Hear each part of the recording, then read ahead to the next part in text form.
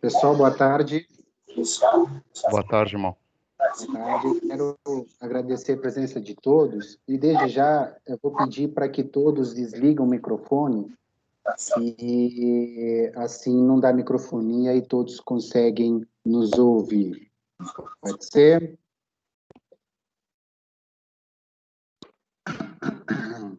Bom, desde já eu quero agradecer a presença de todos. Esperar que esse nosso convívio, né, esse nosso encontro aí, a partir de agora, seja proveitoso, que a gente consiga trazer algumas informações interessantes para vocês, fazer uma troca de experiência e alcançar aquilo que é o nosso objetivo de passar informação e orientar os senhores, né?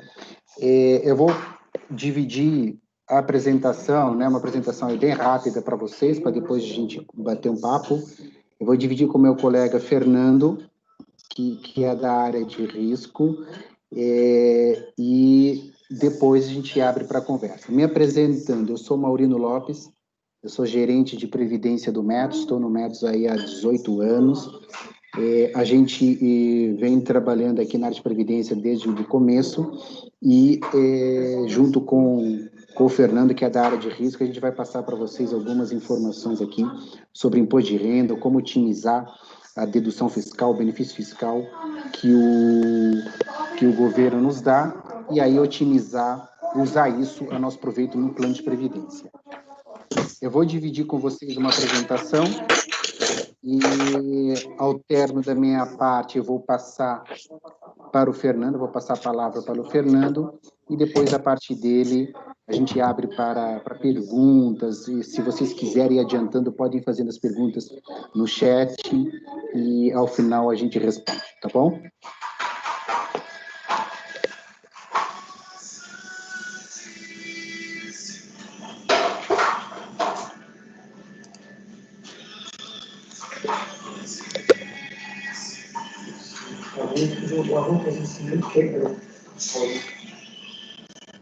Vamos lá. Bom, o que a gente vai tratar hoje, o que a gente vai conversar com vocês hoje, é a respeito do incentivo fiscal. Como a gente tira esse benefício fiscal, esse benefício que o governo nos dá para o nosso plano de previdência, isso quando a gente fala de pessoa física, e como aproveitar isso da melhor forma possível. Para isso, eu queria trazer aqui uma agenda aí desse nosso encontro. Como é que a gente vai trabalhar? Como é que a gente vai traçar esse nosso bate-papo? A gente vai falar, inicialmente, das deduções do imposto de renda e o benefício fiscal, como que isso pode, quais as deduções que são possíveis, que a gente pode fazer na nossa declaração de imposto de renda, e qual o benefício fiscal que isso nos traz. A gente vai fazer uma simulação de como se a gente estivesse fazendo uma declaração de imposto de renda, mas com foco para mostrar o efeito da contribuição a previdência privada pode nos beneficiar na declaração de imposto de renda. A gente vai falar um pouquinho da campanha da suplementar anual, que é o maior foco desse nosso encontro, mas a gente vai trazer um foco diferente dessa vez, falando um pouquinho do plano família, né? Depois, o Fernando vai falar do planejamento sucessório, né? E a partir daí a gente abre para um bate-papo aí com vocês, para responder as perguntas e outras questões que vocês queiram tratar referente aos planos de previdência. Pois bem, começando com as deduções para o imposto de renda, né? Nós que trabalhamos como CLT, registrados, nós fazemos nossa declaração de imposto de renda, e ao declarar as nossas rendas, né, a renda do ano, nós temos algumas deduções que podem ser lançadas, podem ser reduzidas, lançadas na declaração de imposto de renda, e a partir daí reduzir a nossa base de cálculo do imposto de renda, tá? Você vai tendo essas deduções, pagando seu imposto ao longo do ano, e Mal, você ficou no mudo. Maurino tá no mudo.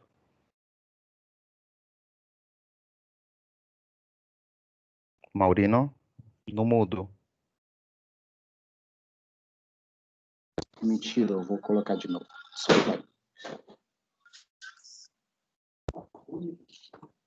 Então, voltando. deduções para imposto de renda. Então, quais são essas deduções? A contribuição ao INSS, que é o que todo mundo contribui, e a gente pode deduzir essas contribuições feitas no ano anterior, na nossa declaração.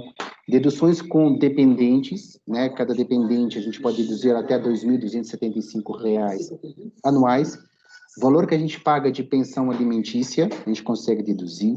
Despesas médicas tem deduções integrais, né? Tudo que a gente gastar de médico a gente consegue deduzir. Deduções com educação, aí está limitado também anualmente a 3.561 por dependente, mas o nosso foco especial hoje é uma dedução referente à contribuição feita, ou às contribuições feitas a planos de previdência privada.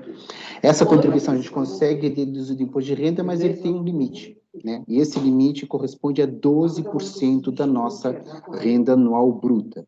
Então, se a gente quer maximizar essa dedução, né, esse benefício fiscal que o governo nos dá, para fins de imposto de renda, é a gente fazer o máximo de contribuição para a previdência privada possível, observando o limite dos 12%, ok? O que a gente vai mostrar aqui para vocês é uma simulação, como se a gente estivesse fazendo uma declaração de imposto de renda. Vamos esquecer um pouquinho as demais deduções, ok? Vamos esquecer que pensão alimentícia, despesas com educação, despesas com saúde, vamos tirar, expurgar esses efeitos e vamos nos concentrar apenas no efeito da contribuição à previdência privada. Então, eu trouxe aqui um exemplo bem simples para vocês.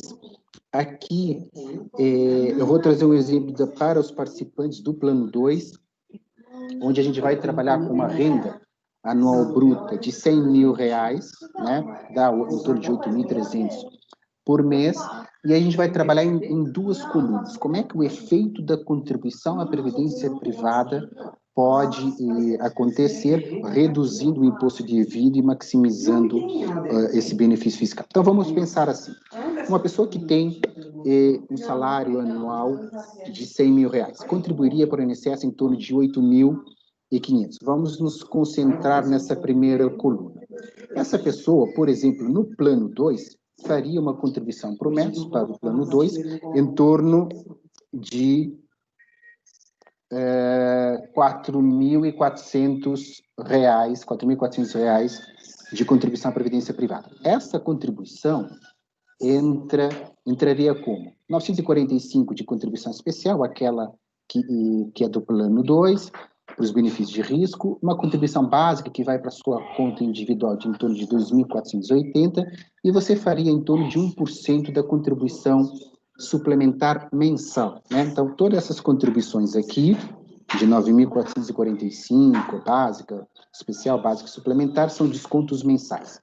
E a taxa administrativa. Vamos pensar, concentrar nessa primeira coluna, de que essa contribuição esporádica que estou me referindo, você não está fazendo a contribuição anual. Só um minutinho, por favor. Você pode desligar? Está afetando aqui. Você não faria contribuição suplementar anual. Essa contribuição de 4.493, ela corresponde a mais ou menos 4,5% da sua renda anual bruta. Se o limite para a dedução da contribuição à previdência privada chega a 12% da renda anual bruta, isso quer dizer que você tem um gap aí, você tem uma lacuna aí para preencher, para poder chegar no máximo da contribuição permitida para fins de incentivo fiscal. Então, o que a gente está dizendo? 12% da sua renda anual bruta, então a gente está indo aqui na segunda coluna, corresponderia a R$12 mil. Se eu já fiz, né, pensando no ano, R$4.400, 493 de contribuições mensais, faltaria fazer um aporte esporádico, uma contribuição esporádica voluntária de R$ 7.506, que somando a esses 4.400, daria os 12 mil. Então, Se eu fizer esse aporte inicial, ou seja, numa situação, nessa primeira coluna eu não faria uma contribuição, e na segunda coluna fazendo um aporte de R$ 7.506, já me faria uma diferença na minha base de imposto de renda. Né? A gente pode ver aqui, não fazendo a contribuição suplementar, eu tenho uma base para cálculo de imposto de R$ 86 mil. Se eu fizer esse aporte inicial, entra 70, reduz, né, para 79 mil. Essa é a base que o governo usaria para calcular o meu imposto devido. Meu imposto devido nessa primeira coluna seria em torno de R$ 13.478. Fazendo uma contribuição esporádica, cai a base de cálculo, cai também o imposto devido. Então, aqui a gente consegue ver o efeito de fazer uma contribuição esporádica, reduzindo a minha base de imposto de renda, reduzindo o meu imposto devido. Então, esta diferença dá nisso. Né? Fazendo uma contribuição esporádica de 7.500, eu teria uma diferença de imposto para mim, né? Ou seja, menor, ou seja, um imposto devido é menor, de R$ 2.064. Imagina fazendo esse exercício todos os anos, eu teria um ganho no imposto devido, né? Ou seja, uma redução do imposto de renda de R$ 2.064 anuais, né, que eu poderia usar para fazer outra coisa, reaplicar no meu, na minha previdência privada, reaplicar no meu plano, né? Então aqui a gente quer deixar bem claro que é o efeito, a importância de otimizar esses 12% que a lei nos permite, o governo nos permite, e o efeito benéfico que isso nos dá. Reduz o imposto devido e, portanto, eu tenho provavelmente um imposto a restituir maior. Né? Então, aqui a gente está mostrando aqui o efeito dessa suplementar anual. Outro exemplo que a gente traz para vocês é para os participantes do Plano 1. Só lembrando que os participantes do Plano 2, eles definem suas contribuições. Então, eles sabem o quanto podem contribuir, eles definem esse percentual, eles definem esse valor, então eles têm gestão sobre a contribuição. Já o participante do Plano 1, ele não escolhe a contribuição. A gente faz uma avaliação atuarial anual, nós definimos uma tabela de contribuição e ele contribui sobre aquela tabela, cuja tabela, né, essa tabela, ele não tem ingerência nenhuma, né, ele vai contribuir conforme o salário. Então, para essa pessoa, seguindo o mesmo exercício, para essa pessoa de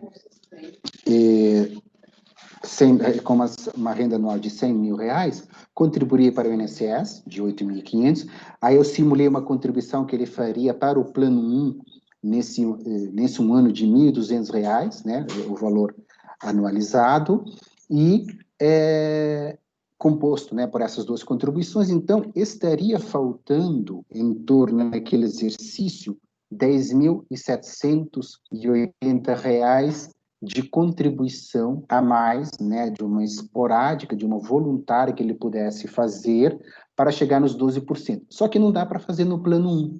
Aonde que ele poderia fazer? Né? Vocês devem saber, vocês têm conhecimento, a gente vem divulgando desde o final de 2018 o nosso novo plano, que é o Plano Metros Família.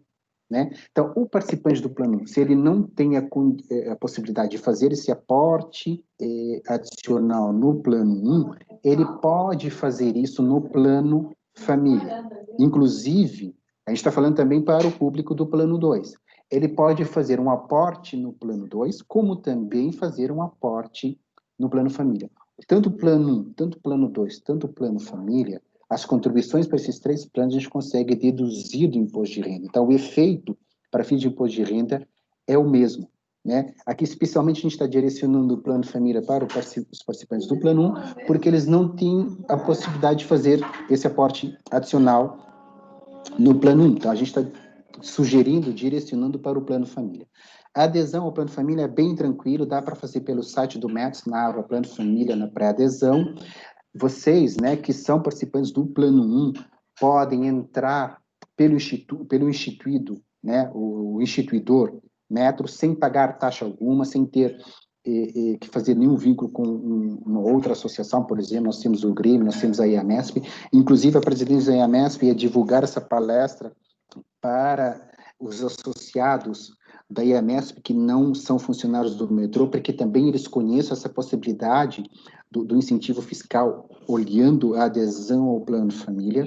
Hoje nós temos 3 instituidores para o Plano Família, o próprio Metros, então os participantes do Plano 1 e do Plano 2 podem aderir ao Plano Família via Metros, os sócios da IAMESP podem fazer a sua adesão, né, e independente se são metroviários ou não, eles têm uma relação com outras empresas ligadas à IAMESP, então, por serem associados, eles podem aderir ao Plano Família, e o próprio Grêmio também, que eles podem fazer essa adesão. Então, aqui é mostrar o efeito de um aporte adicional no Plano Família para atingir o máximo desse incentivo fiscal de 12%. Então, olhando a base de imposto de renda, só fazendo a contribuição no Plano 1 tem uma base de 90 mil. Se eu fizer um aporte no Plano Família, a base de imposto de renda reduz para 79 mil, o imposto devido também vai reduzir na mesma direção, né, na mesma proporção. Então, eu teria um ganho ou um imposto devido a menor, uma diferença de R$ 2.964. Então, o que a gente quer? É exatamente mostrar que se a gente quer pagar menos imposto de renda, a gente faz a contribuição à previdência privada, seja no Plano 2, seja no Plano Família, para quem tem essa possibilidade de tanto fazer no Plano 2 como no Plano Família, seja para aquele participante do Plano 1 que vai direcionar esse aporte adicional para otimizar os 12% no Plano Família. Ok? Espero ter sido bem claro para vocês, mas se tiver alguma dúvida, quando a gente voltar para responder as perguntas, a gente trata de questões mais direcionadas nesse sentido. Então, o que a gente fez, especialmente para os participantes do Plano 2, nós mandamos, entre os dias 1º e dia 2,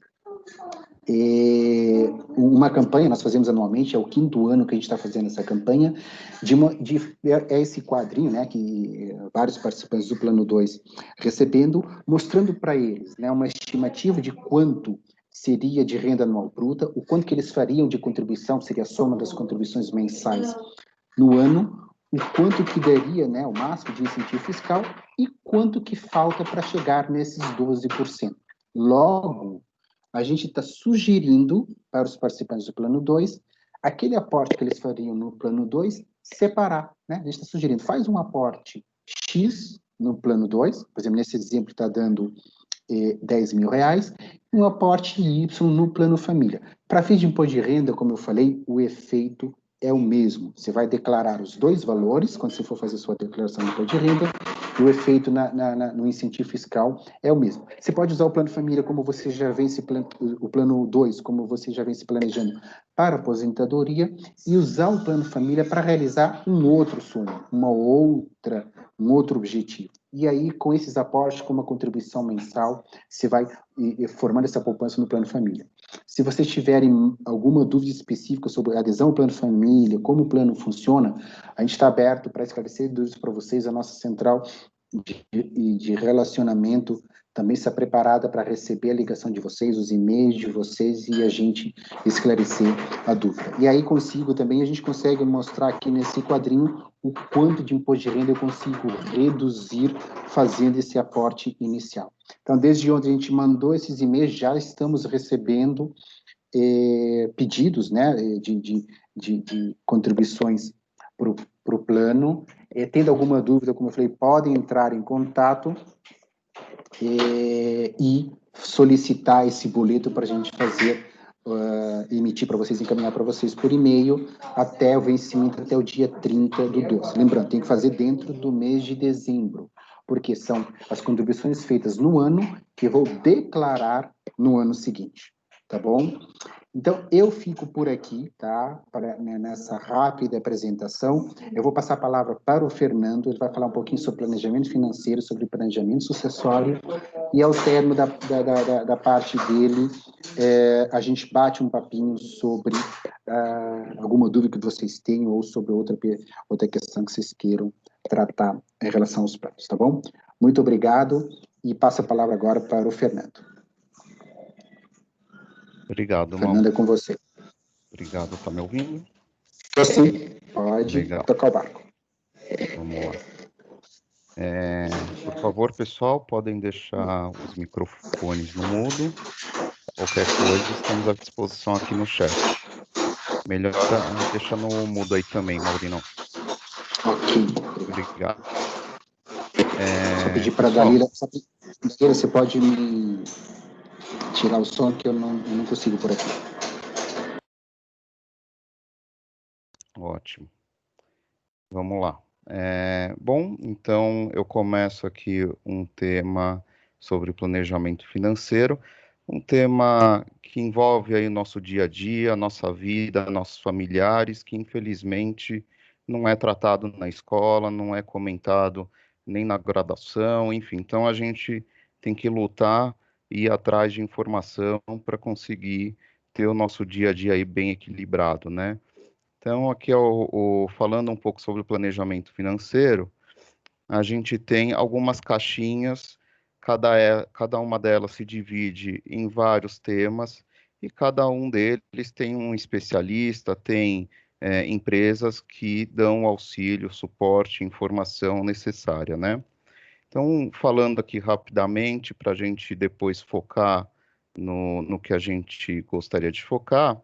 Então, a primeira delas é a gestão financeira, né, que a gente já tratou na educação financeira dentro do programa Mais Saber do Metros várias vezes, sobre orçamento, inclusive a gente disponibilizou já planilhas de orçamento, fluxo de caixa, né? Isso aqui é a gestão do dia a dia nosso, né? Quanto que a gente está gastando e quanto está sobrando no mês. Isso, depois a gente vem para investimentos. Aqui também já tratamos de algumas oportunidades, o que é deixar um investimento de curto prazo, um investimento de longo prazo, separar os nossos sonhos, né? Dividir esses investimentos em riscos de crédito, de mercado, um tema muito bacana, que tem muito material disponível na internet, a gente também à disposição, mas não é tema de hoje. A aposentadoria também é uma questão de planejamento financeiro, afinal de contas, a gente precisa se planejar para a nossa aposentadoria, né? Então, aqui a gente tem duas frentes, que é a previdência social, aquela que a gente conta com o governo, e eventualmente pode ter alguma mudança de planos até a aposentadoria, quando principalmente de quem é mais jovem, né, até chegar na aposentadoria, pode ter o que você esperava ganhar no final das contas, o INSS não conseguiu o que era planejado, então é importante a gente pensar aqui na complementar. Então, faz parte do nosso planejamento pensarmos na nossa aposentadoria. A gestão de risco, quando a gente pensa em seguros, né, gestão de risco de vida, risco de patrimoniais, etc. Temos a caixinha do planejamento tributário, então tudo isso que o Maurino comentou não é à toa, faz parte de uma caixinha que é o planejamento tributário, isso faz parte do nosso planejamento financeiro. Deixar de pagar menos imposto hoje para pagar no futuro é um planejamento tributário, né? No momento que você deixa os 12% dentro de um investimento, dentro de uma previdência, e não declarou isso hoje e vai pagar isso só lá na frente, você vai rendendo esse dinheiro, lá na frente você ganha o que rendeu, né? É um planejamento e faz muito bem para a nossa saúde financeira. Além disso, tem outros investimentos também que contam com o planejamento tributário. Aqui eu vou dar uma palhinha, eu vou focar mais na última caixinha, que é a sucessão, mas ainda no nosso planejamento tributário em relação à previdência, além do fiscal, do imposto de renda, a previdência ela pode chegar na menor alíquota, né, quando a gente fala de tabela de R, lá na frente ela pode chegar em 10%, e tem um imposto que se chama come-cotas.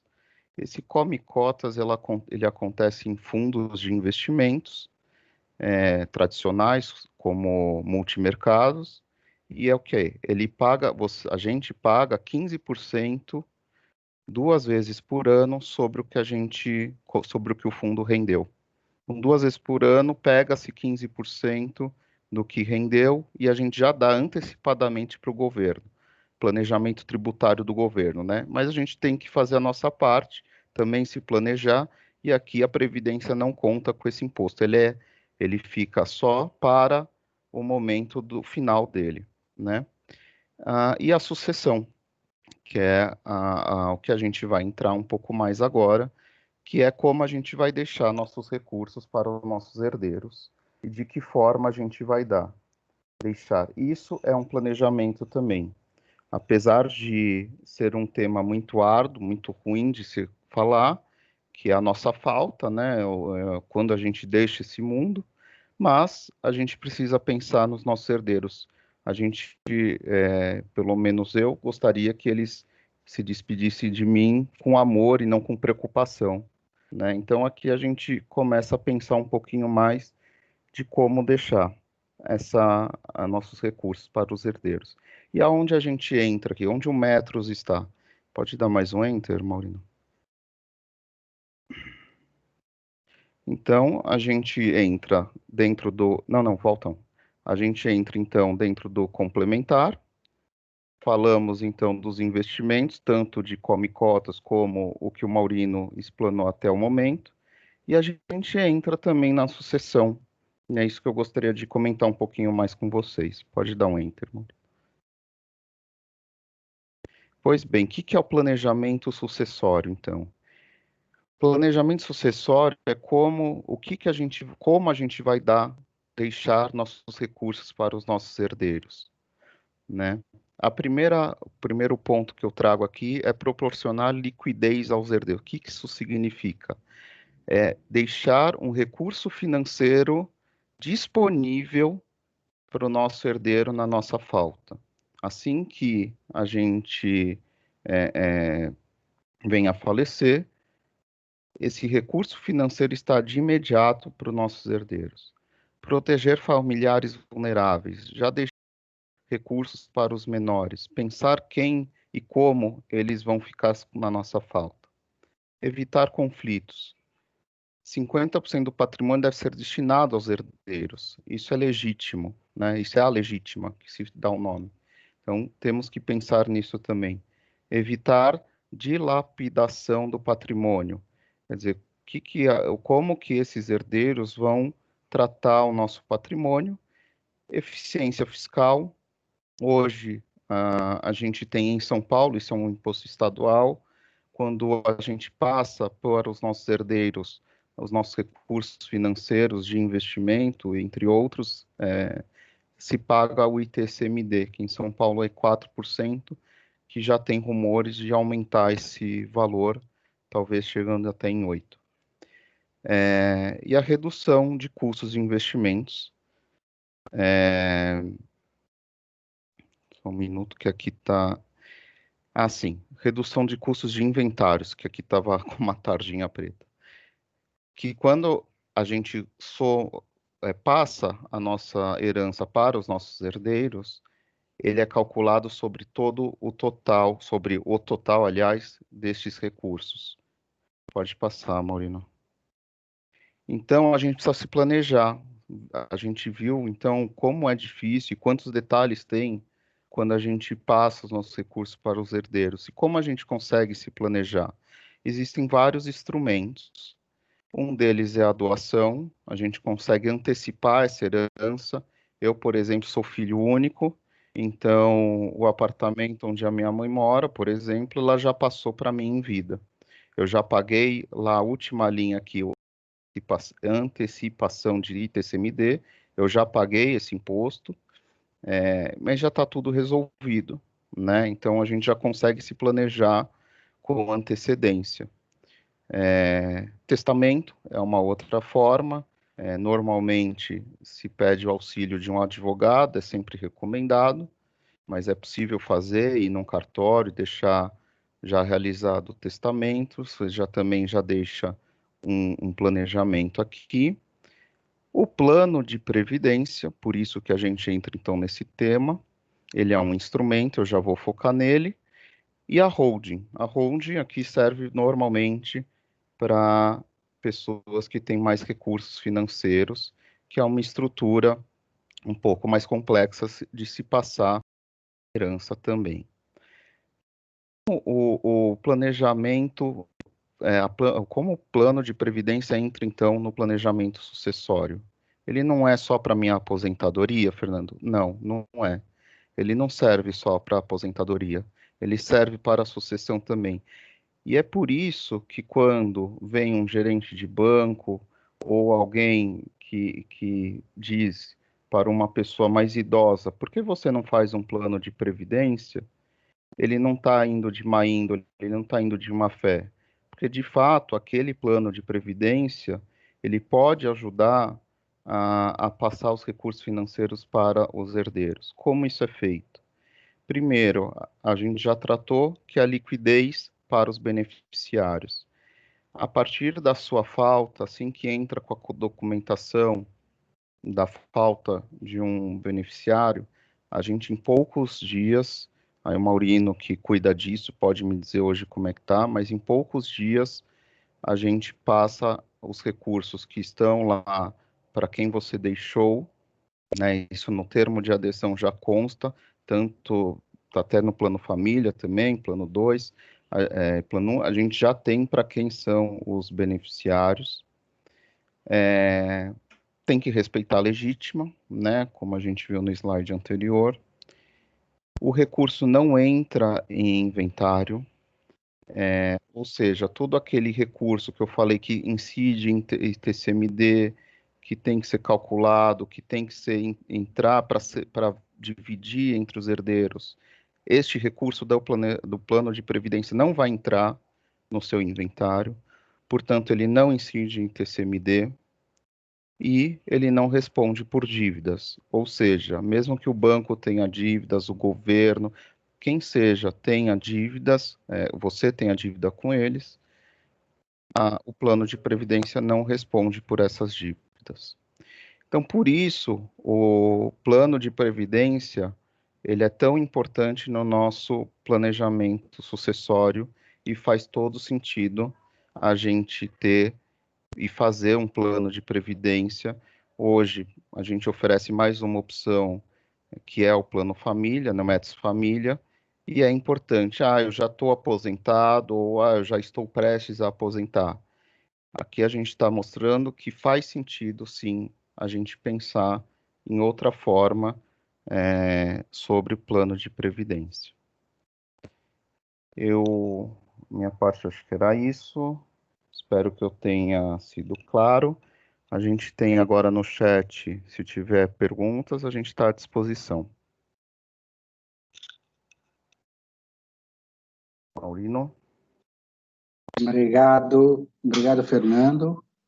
Então, a gente deixa em aberto para o pessoal que queira fazer alguma pergunta, pode fazer ao vivo, a gente vai ver as perguntas que foram sendo feitas ao longo da apresentação para a gente passar para vocês, tá? Alguém quer fazer uma pergunta ao vivo? Fique à vontade.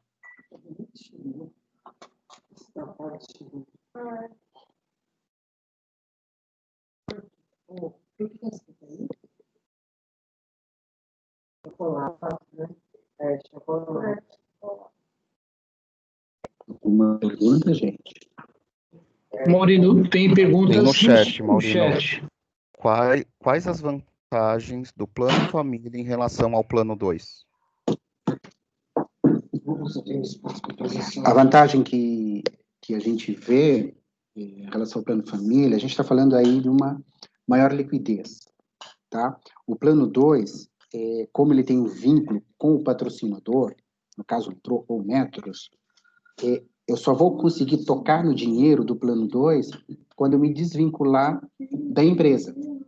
Enquanto que no plano família, eu não tenho vínculo nenhum com a empresa onde eu estou trabalhando, eu tenho que ter um vínculo inicial com o instituidor, como eu falei, pode ser o próprio Metros, aí a Mespa ou o Grêmio, mas depois eu defino quando começar a receber benefício, eu defino quando eu posso fazer resgates, eu defino a idade ou o tempo para tudo. E eu não preciso desse vínculo empregatício. O plano família tem um chamado resgates parciais.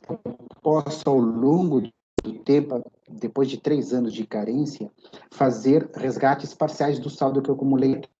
E a cada 2 anos, a partir daí, e fazendo esses resgates parciais. Enquanto que o plano 2, eu não consigo fazer resgate parcial.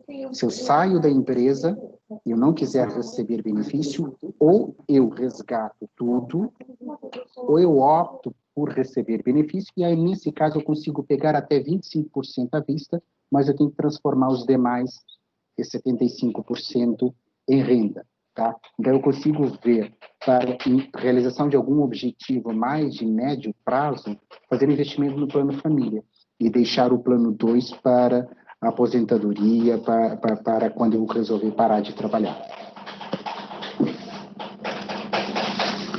Fernando, você consegue ver as demais perguntas? Consigo sim. Estou abrindo aqui. Pode fazer. Espera aí que desceu um monte, deixa eu subir para a próxima. A próxima é: o participante do plano 2 se desligou do Metros em face do PDV, pode fazer o aporte no plano? Imagino que no família, né? Ou talvez no plano 2. Isso, sendo do plano 2, ele pode fazer um aporte ao próprio plano 2, mas antes de requerer o benefício. Tá? Entre esse período de desligamento até início do recebimento de benefício, a gente coloca ele numa situação de participante no prazo de opção, que são até no máximo 90 dias. Nessa condição, ele pode optar pelo autopatrocínio, né, seja, continuar numa condição de ativo, mas sem a patrocinadora contribuindo. Aí, mais ou menos aí, por um mês, dá tempo dele ter esse recurso, fazer o aporte no plano 2, aumentar o saldo dele, e em seguida, tendo direito a receber benefício, ele já requer o benefício, e aí vai ser considerado esse saldo, esse aporte ao plano. Se ele for fazer ao plano família, aí não tem problema. Ele tem vínculo com o Metros, ele consegue fazer a adesão ao plano família como já sendo um participante do Metros, e aí ele vai fazer o aporte quando ele bem entender, a partir do momento que ele fizer a adesão. Eu tenho uma dúvida, eu não estou conseguindo mandar por chat, eu posso mandar aqui ao vivo? Sim, por favor.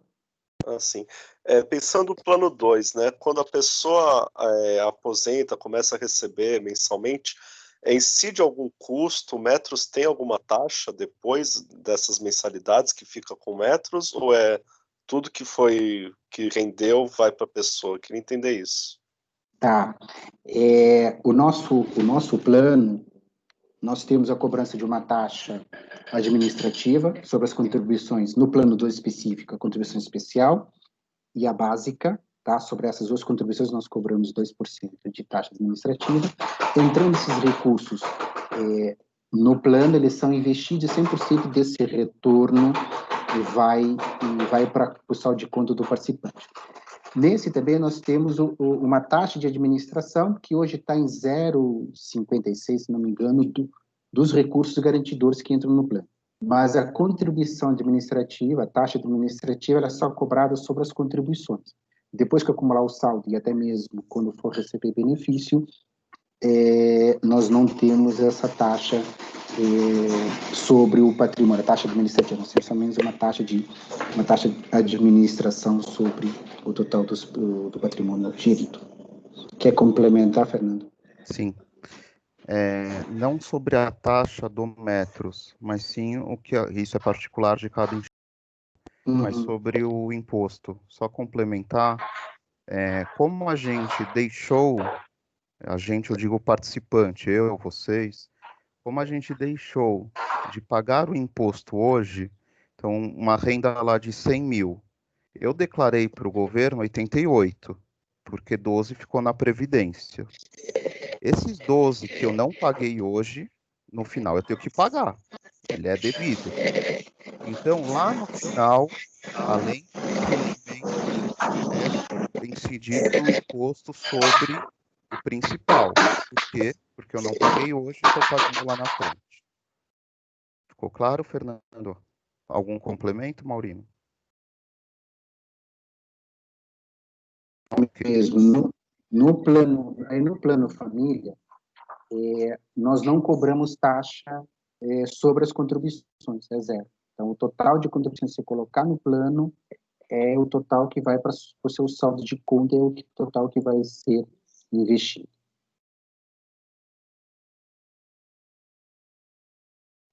Próxima pergunta é a seguinte. No caso da sucessão dos valores previdenciários, a redução dos valores... Ixi, Edgar, você está na linha? Eu não entendi. Você entendeu, Maurício? No caso Sim.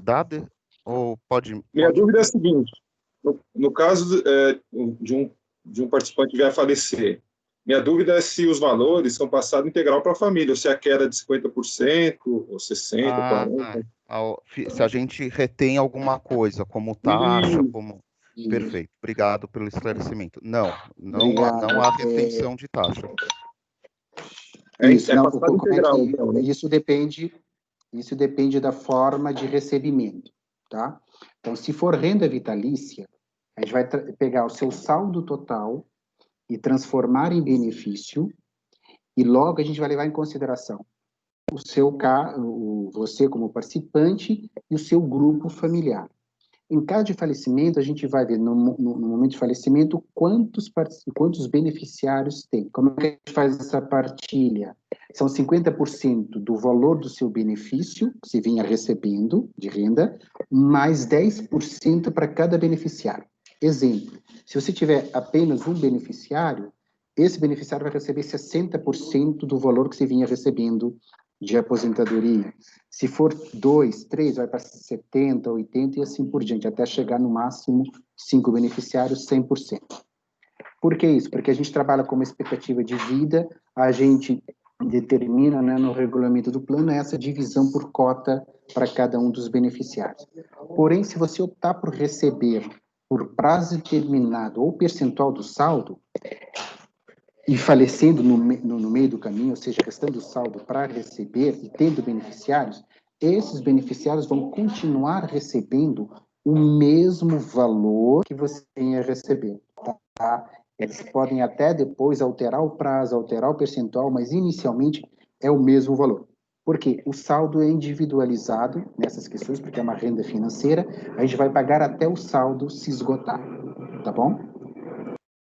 E quando não transforma em renda, Maurino? Quando não transforma em renda, se não tiver beneficiário em caso de falecimento, se ele for aposentado, por exemplo, o saldo que sobrar, a gente fica no aguardo de um parente, né, de um herdeiro legal, entrar em contato para a gente fazer as tratativas para a transferência desse recurso. Por isso a importância que o Fernando falou do planejamento sucessório, porque a gente leva, né, todo o saldo remanescente para quem optar por receber prazo determinado e percentual do saldo, nessas condições. Os herdeiros legais, na ausência de beneficiários, levam todo o recurso. Se for renda vitalícia, se não tiver beneficiário de pensão por morte, o dinheiro fica no plano, tá? Ele não é transferido para nenhum outro, nem para nenhum herdeiro. O herdeiro só terá acesso em caso de renda por prazo determinado na ausência de beneficiários, ok?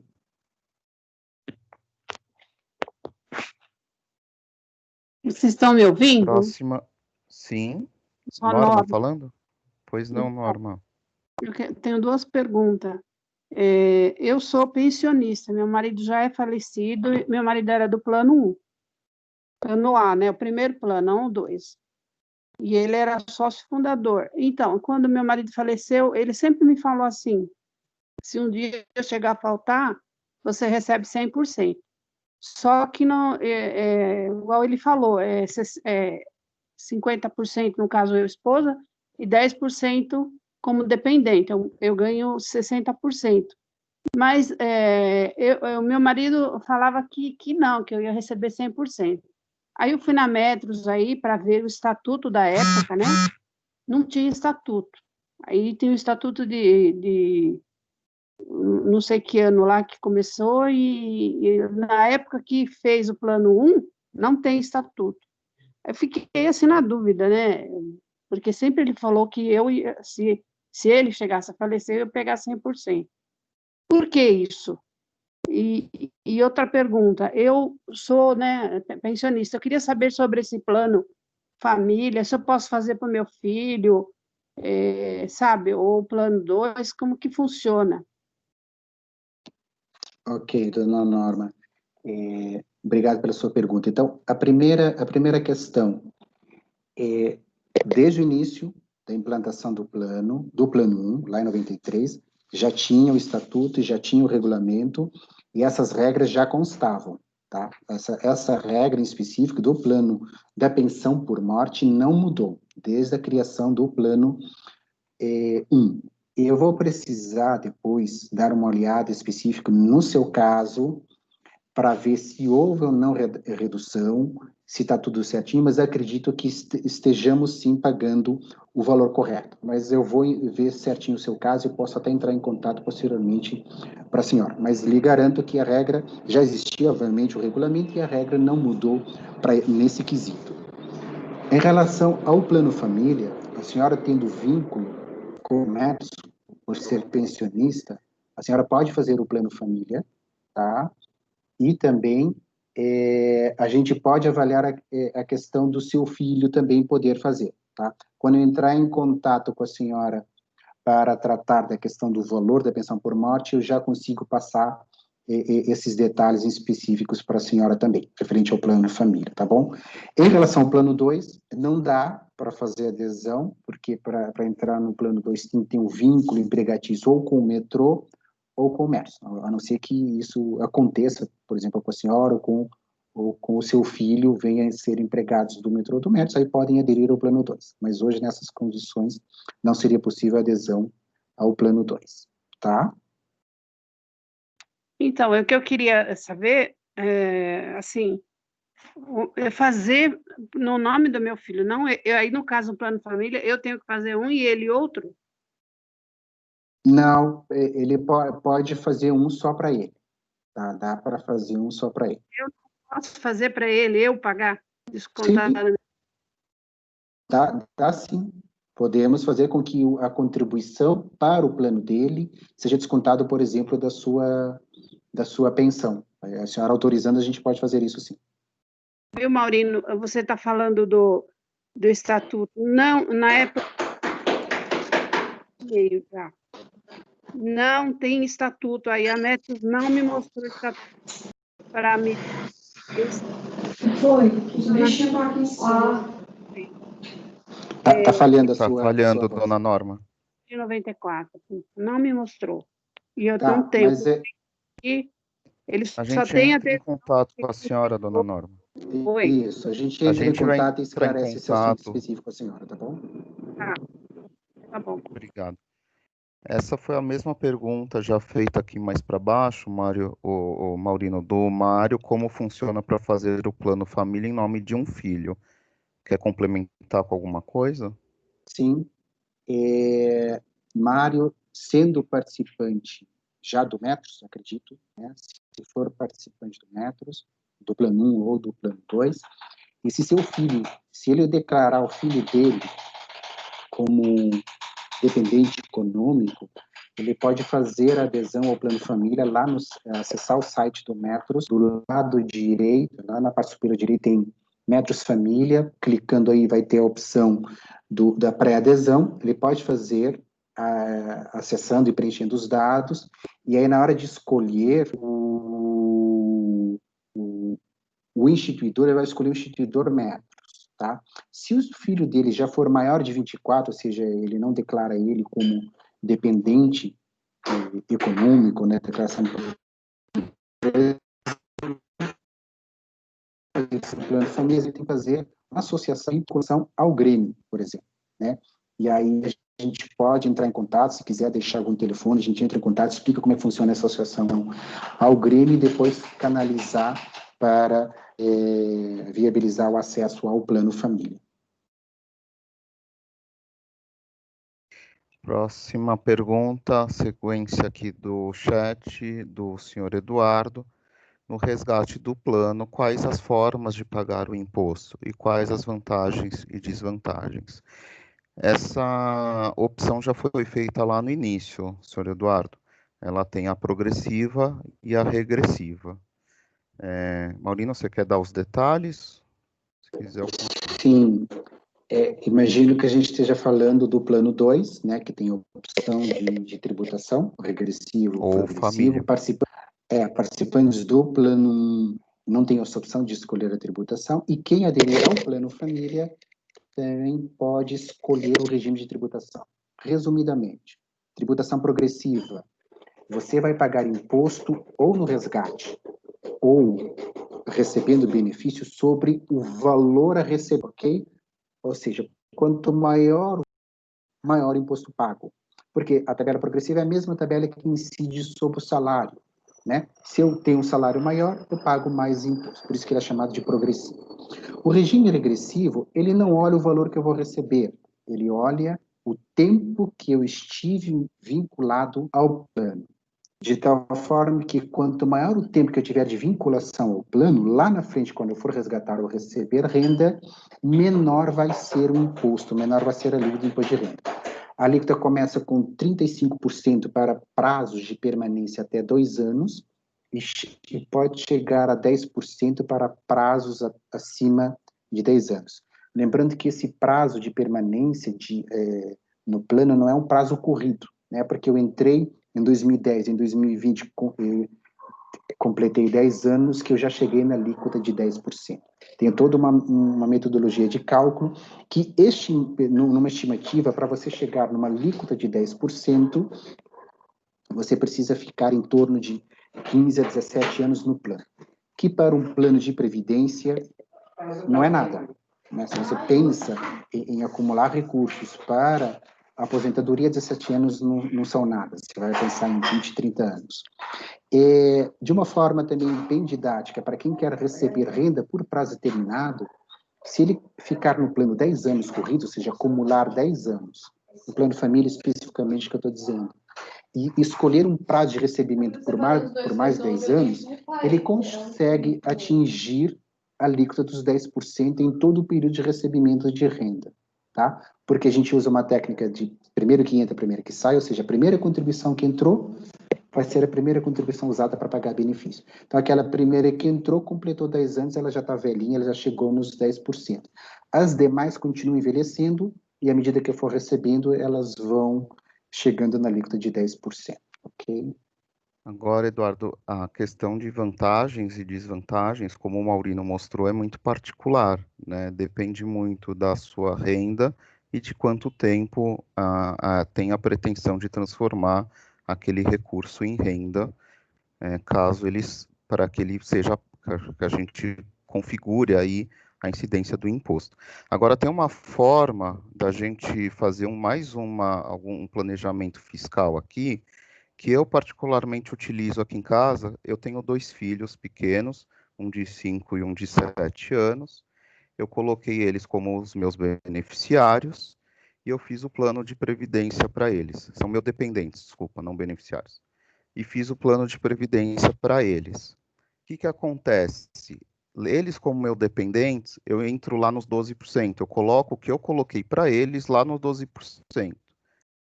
Quando eles chegarem aos 18 anos, coisa do tipo, e eu transformar este recurso que eu acumulei para eles, quando eu transformar aquilo em renda, seja para fazer uma faculdade, seja para fazer um intercâmbio, ou qualquer sonho que a gente tenha, eles não terão renda o suficiente para ter alguma alíquota de imposto.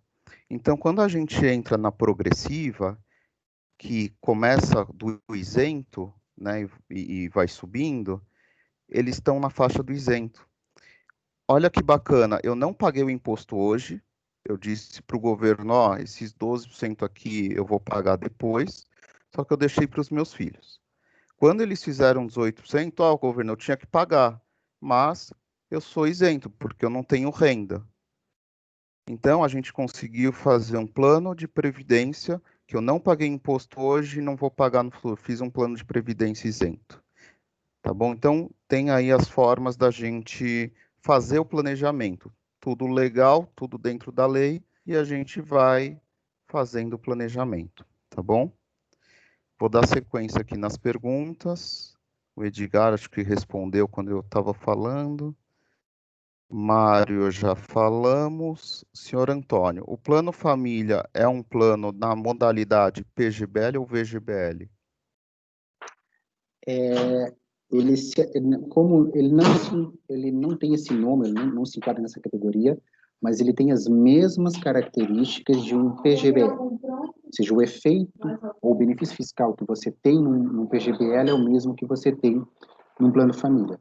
Qual a vantagem de um PGBL ser administrado por uma seguradora, por uma entidade de previdência aberta, cujos custos de gestão do plano são mais caros, são maiores, enquanto que no plano família esse custo é menor. Então, a vantagem do plano família chega nesse sentido, de ter poder proporcionar um retorno de investimento maior, porque o custo de gestão é menor.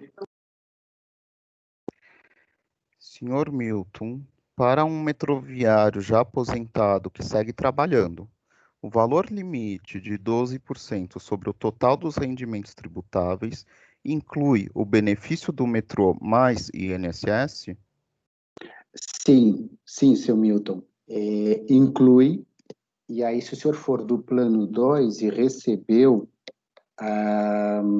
aquele quadrinho que eu mostrei lá na apresentação, é só o senhor estimar a sua renda bruta do INSS anual e calcular 12% e somar aquela sugestão que a gente deu para o senhor, né? E aí o senhor vai ter noção do quanto a mais consegue fazer de contribuição ao plano.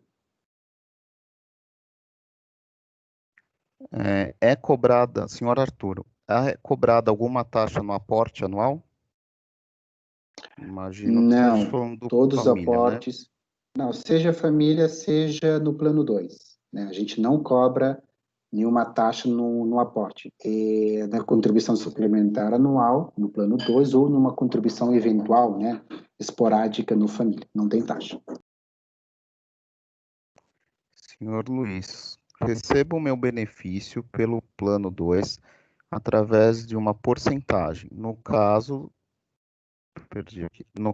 de meu falecimento, que documentos são necessários para os herdeiros receberem o saldo na conta? O nosso regulamento estabelece que os herdeiros têm que apresentar um alvará específico, um alvará judicial específico. E a partir daí, ele precisa apresentar, mete ao nosso jurídico para ver toda a conformidade do documento. Estando ok, a gente paga o saldo remanescente. Posso complementar a pergunta? Por favor. Mas esse alvará não seria bastante, por exemplo, o atestado de óbito? É outro documento? Sim, é outro documento, porque a gente precisa, nesse alvará específico, constarão os herdeiros que terão direito a esse saldo remanescente. E aí, por isso que a gente exige esse documento. É normalmente feito por um advogado? Sim, o advogado pode auxiliar na confecção desse documento, normalmente entrar com um pedido junto a algum juiz, eles concedem esse alvará. Ok, obrigado. Senhor Clóvis, sou da turma desligada por aposentadoria especial. Posso fazer portabilidade para outro plano de previdência, inclusive da portabilidade que trouxe de outro plano? Clóvis, eu recebi o seu e-mail hoje à tarde. Eu estou aqui para ligar para o senhor, eu vou ligar para o senhor amanhã para tratar do seu caso em específico, mas o senhor pode sim, espera, a gente conversa amanhã, a gente faz algumas simulações do melhor para o senhor, pode ser?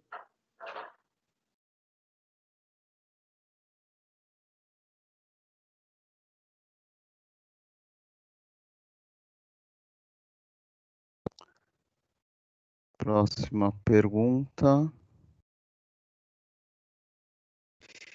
Próxima Kleber, pergunta de né? investimento. Se o Rodolfo ainda estiver aí, fique à vontade para fazer alguma consideração. É o seguinte, a carteira de investimento do Plano Família é a mesma do Plano 2 e os rendimentos? A carteira não é a mesma. Ah, ótimo. A carteira não é a mesma, elas são distintas, mas eu vou deixar o nosso gerente de investimento comentar como é a questão da carteira do Plano Família versus a do Plano 2 e os rendimentos. Boa noite, pessoal. Prazer, eu sou o Rodolfo Salles, gerente de investimentos do Metros. Como o Fernando já adiantou, realmente a carteira é diferente, tá? É um outro plano.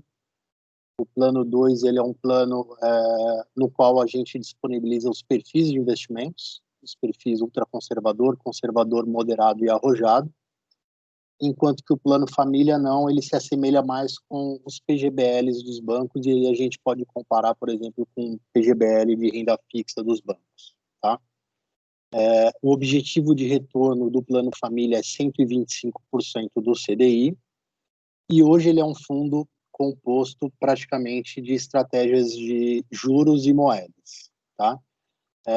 Uma outra vantagem, até complementando aí o que o Fernando e o Maurino já colocou em relação ao plano família, com os PGBLs de bancos e até com o plano 1 e o plano 2, é que você tem a possibilidade não só de uma liquidez mais curta, né, como o Maurino já exemplificou bem, mas a possibilidade de abrir um plano com um volume a partir de R$ 52 por mês, seja ele para um neto, para um filho, e acessando estratégias de investimentos específicas para investidores institucionais. O que isso quer dizer? São estratégias de investimentos que não estão disponíveis, por exemplo, para pessoa física em banco ou em plataformas de investimentos, tá?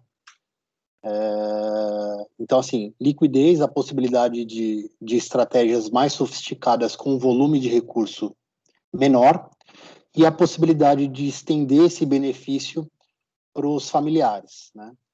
E além da taxa de administração, que ela acaba sendo uma taxa de administração comparada aí com os fundos previdenciários de instituições financeiras, para quem tem um volume maior aí, eu diria, e até pela minha experiência dos bancos que eu passei, para você ter um fundo de previdência num banco ou numa casa de investimento com o nível de taxa de administração que a gente tem no plano família, teria que ter no mínimo R$300 mil para investimento e não apenas R$52, que é o aporte inicial aí para a entrada no plano, tá? Então, só voltando para a pergunta e resumindo, não, a carteira ela é diferente, é outro plano, e ela se equivale aí a um perfil moderado, que hoje ela tem estratégia dentro da carteira de juros e moedas, e a gente acompanha isso diariamente aí, quando aparece alguma outra oportunidade, não só oportunidade de mercado, mas de investimento também é possível agregar na carteira do plano, tá? Então, Fernando, acho que é isso, espero ter agregado. Vou fazer só um obrigado, complemento, De nada, um Kleber. pouco mais didático. Tá me ouvindo, Rodolfo? Tô sim, Fê. Legal. Quando o Rodolfo traz para a gente juros e moedas, na verdade a estratégia de moeda, que é aplicar em dólar, entre outras moedas por aí, ela é bem menos significativa. Acho que o principal estratégia do fundo vem para ficar mais aderente ao CDI, a Selic, né, que é a nossa taxa básica de juros, tá?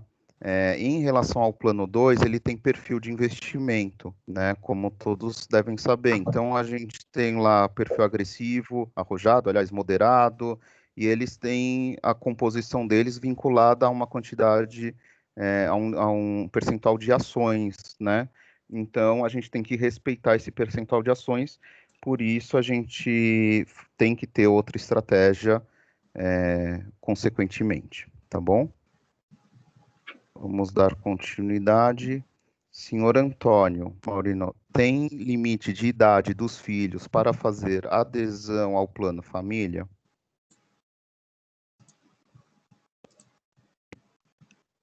Maurino.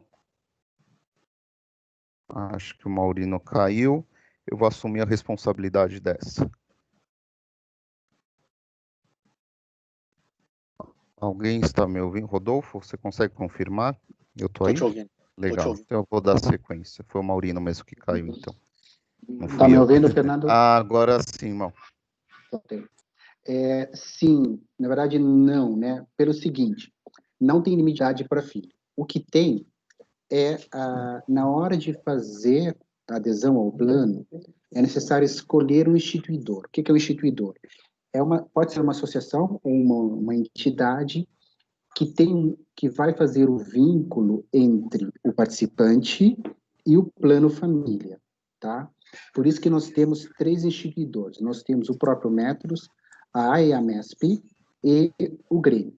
A AEAMESP é uma associação dos engenheiros e arquitetos do metrô, ou seja, todos os seus associados podem aderir ao plano, então eles precisam desse vínculo, ou podem aderir ao plano por esse vínculo. O Grêmio é o Grêmio Recreativo dos metroviários, eles sendo sócios, seja o sócio convencional ou sócio Grêmio, eles podem aderir ao plano família por ter esse vínculo, e quem é participante do plano 1 ou do plano 2, por já ter um vínculo com o Metros, nessa relação de participante, e o Metros sendo o instituidor do plano, eles podem aderir ao plano família. No caso dos filhos, há uma distinção aqui, precisa fazer uma distinção assim, em questão de idade.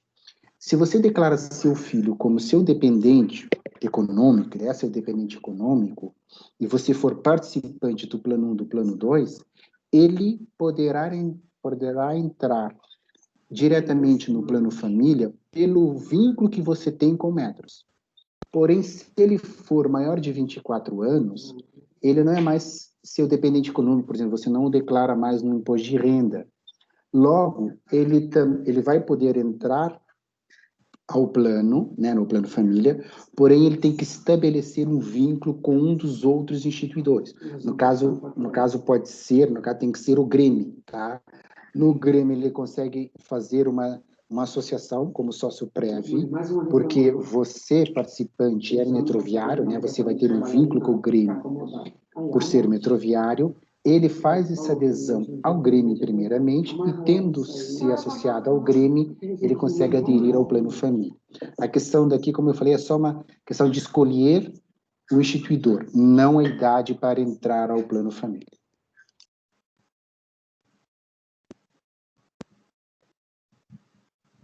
Legal, Maurino, obrigado. Próxima pergunta. Ela fugiu aqui, mas era sobre o imposto sobre 8 anos. Você achou ela? O prazo para tributação mínima no regime regressivo não é de 8 anos? Não, são 10 anos. 10 anos para chegar na alíquota mínima de 10%, tá? Então, quando a gente pensa no plano família, se você quer chegar numa alíquota mínima de 10%, você precisa ficar pelo menos 10 anos no plano, tá? Acumulando, colocando dinheiro, e ao começar a receber renda, escolher uma renda por um prazo determinado, por exemplo, de 10 anos ou mais, de tal forma que a gente vai usar as primeiras contribuições para pagar os primeiros benefícios. Essas primeiras contribuições já têm 10 anos de plano, ou seja, já caem nos 10%. As demais, que são mais jovens, vão envelhecendo ao longo do tempo à medida que você vai recebendo o benefício. Portanto, elas vão chegando na alíquota mínima de 10%, tá bom? Mas o prazo mínimo é 10 anos. Agora, quem está com problema de chat sou eu, Maurino. Não mudo. Eu consigo ver por aqui qual a taxa que deve ser paga ao Grêmio, no caso do filho. Se fizer a filiação como sócio prévio, é uma taxa de R$50, uma taxa de adesão e uma anuidade. Então, o primeiro pagamento da taxa, eles já cobram uma taxa de adesão e uma anuidade que perfaz R$50. E anualmente paga-se uma taxa de 15 reais. Desculpa, de 35. E aí, fazendo essa primeira adesão, já consegue a associação ao Grêmio, já consegue fazer a vinculação ao plano família, a adesão ao plano família, e depois é só pagar as contribuições ao plano família. Acho que é importante ressaltar, né, Maurino, que depois de feita a adesão ao Plano Família, aí o seu vínculo com o Grêmio ou a AMESP, aí é entre o participante e a instituição, e havendo interesse em continuá-lo com esse vínculo, pode ser feito ou não. Tá? Não é, depois da adesão, ele não é necessário, correto, Maurino? Porque a vinculação é necessária no início, para poder permitir a adesão ao plano. A permanência na associação ou não vai depender da sua relação com a associação, mas que não vai afetar a sua continuidade no plano família. Obrigado, Maurino. Acho que pelo que eu estou conseguindo agora ver pelo chat, encerramos, né, por chat? Terminou aqui Terminaram as perguntas. Teria alguma pergunta para fazer com o microfone aberto? Fique à vontade. Alguma dúvida, pessoal? Pelo jeito não. Então, agradecemos aí a presença de todos. Espero que tenha sido esclarecedor e contribuir aí para dar mais informações para vocês. Maurino? Eu agradeço também, né? Espero que a gente tenha passado as informações necessárias para vocês pensarem agora, nesse final do ano, fazer aportes para otimizar o imposto de renda, que ninguém quer pagar imposto de renda, e se tem uma forma legal de fazer isso, que a gente faça engordando o nosso próprio saldo da Previdência.